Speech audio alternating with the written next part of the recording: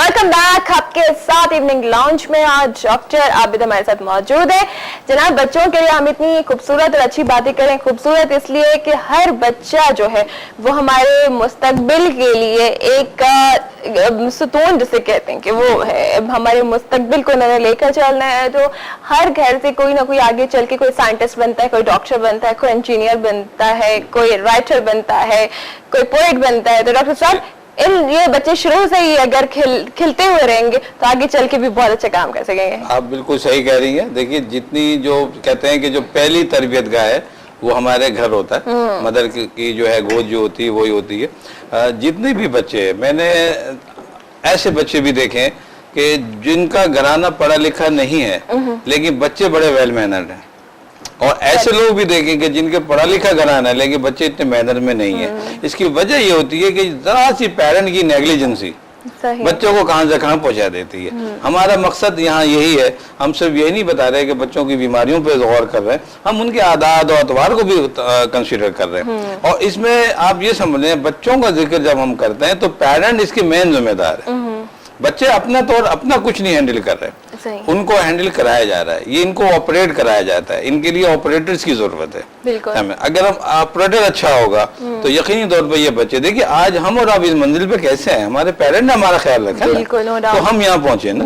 तो ये मेरा कहना रिक्वेस्ट है कि ये जरूरी नहीं है कि आला तालीमी जो है, तालीमी याफ्ता ही घराने मौजूद हो।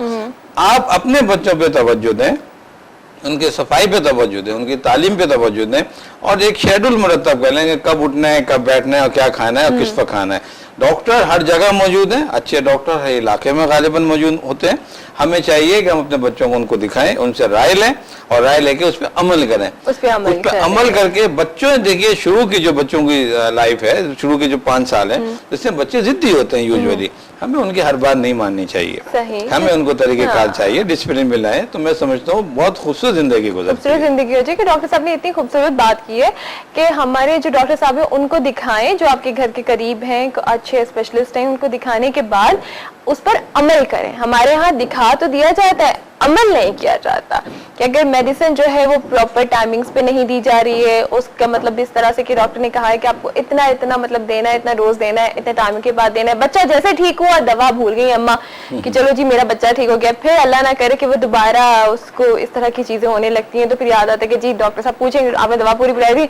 नहीं डॉक्टर साहब वो तो ठीक हो गया था, टेम्परेचर उतर गया तो तबीयत ठीक हो गई तो हमने पिलाई नहीं। ये चीजें भी बहुत ज्यादा जरूरी है, तो इस चीज का भी ख्याल रखें। अच्छा, एक और जो चीज देखने में आती है वो ये होती है कि जब हमारे जो बच्चे हैं और 5-6 साल की उम्र के, 7 साल की उम्र के, तो डॉक्टर साहब ने कहा कि वो जिद्दी भी होते हैं, उन्हें इतनी समझबूझ भी नहीं होती है, उन्हें नहीं पता कि अच्छा क्या है बुरा क्या है, वो सिर्फ जिद कर रहे हैं।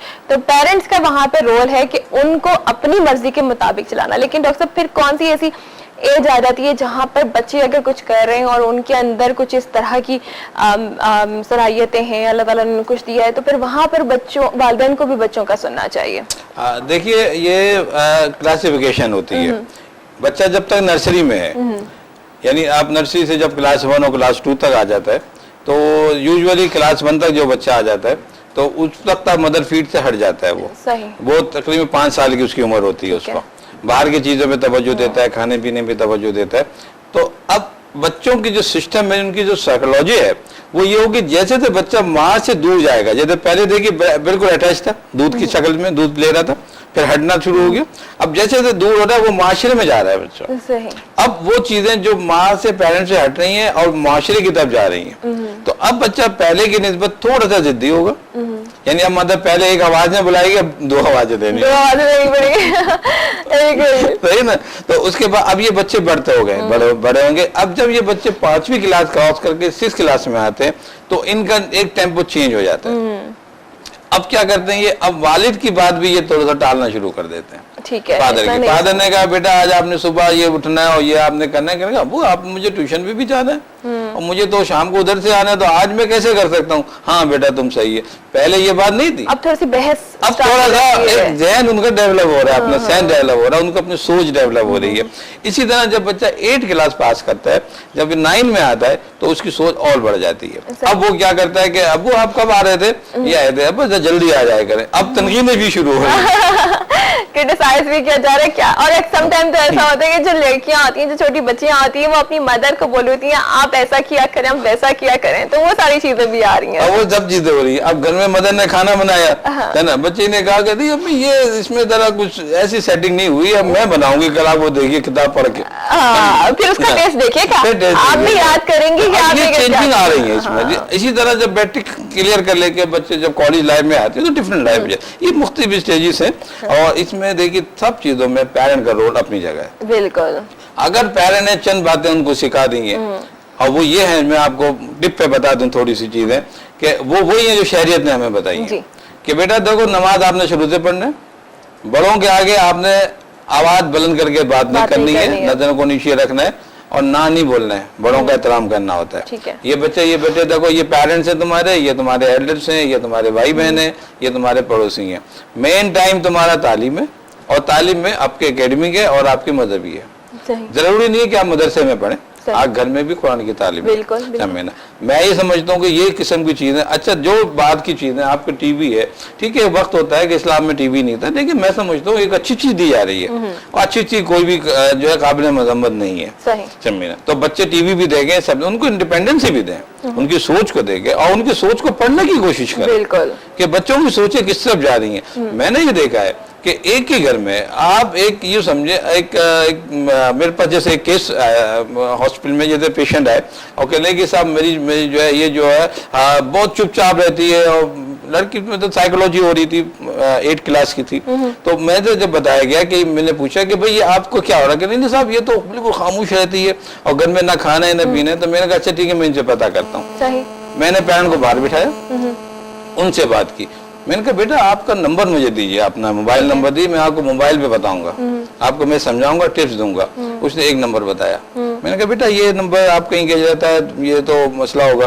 तो आपके पास कहेंगे नहीं, दूसरी सिम दी। आप अंदाजा कर रहे हैं आप इस बात का। देखिए ये कोई तनकीद नहीं है, कि माशरे पे हम तनकीद नहीं कर रहे हैं, लेकिन हम बच्चों को रहनुमाई ले कर रहे हैं। देखिए डॉक्टर पेरेंट होता है, समझे, वो काम जो उनके पेरेंट नहीं कर रहे हैं, अब मुझे वो डॉक्टर को करना पड़ रहा है। ठीक है, जब मैंने अंदाजा किया तो पता लगा कि वो ज्यादा टाइम मोबाइल पे गुजारती है, और वो मोबाइल जो सबके सामने वो और है, और जो उसके अलग सिम में वो और है।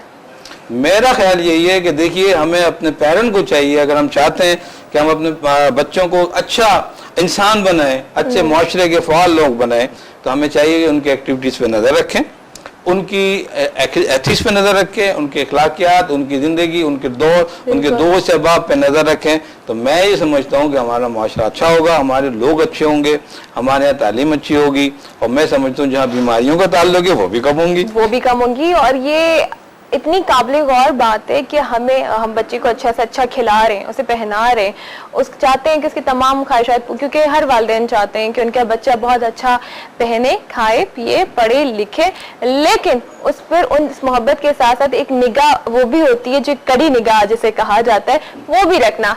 कहते हैं ना कि वो सोने का निवाला हो, और अब कुछ इसी तरह की चीजें कि सोने का निवाला देखो लेकिन शेर की निगाह से देखो।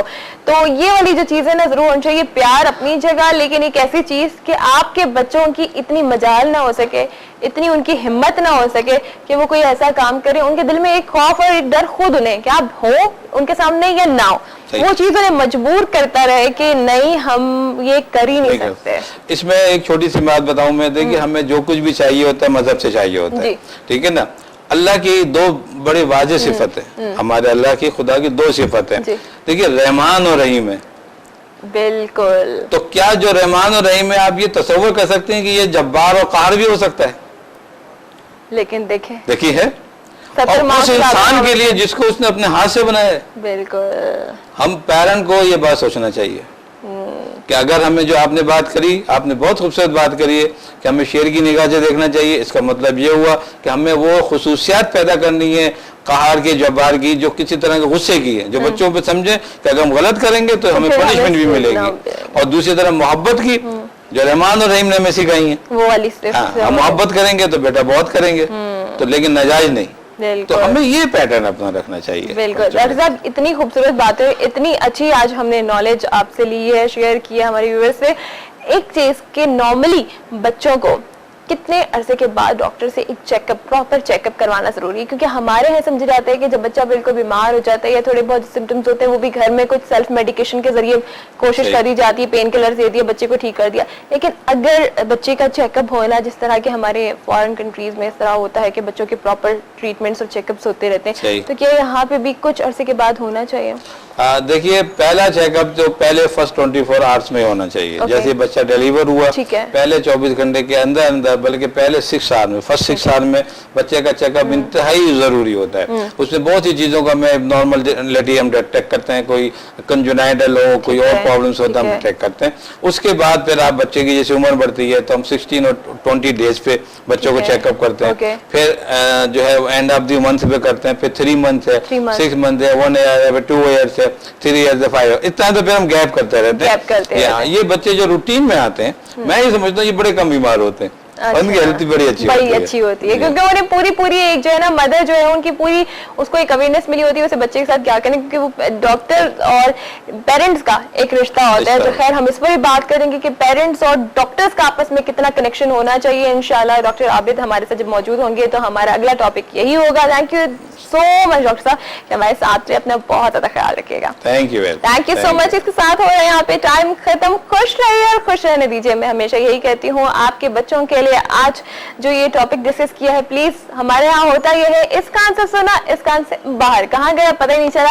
लेकिन जो खुद इंसान ख्याल नहीं करना चाहिए उसे सिखा नहीं सकते, उसे बता नहीं सकते, चाहे जितना बोलते रहे आपके खुद करने पर है। आप अपने बच्चों से, हर कोई बहुत मोहब्बत करता है, हमारे बताने से कुछ नहीं होता, लेकिन एहतियात बहुत जरूरी है। यकीनन इस शो से आपको बहुत अवेयरनेस मिली होगी। इसके साथ ही अपनी होस्ट अन्ना को इजाजत दीजिए क्योंकि यहाँ पर हो रहा है टाइम खत्म। इंशाल्लाह जिंदगी रही तो कल मुलाकात होगी। Love you, take care and bye bye.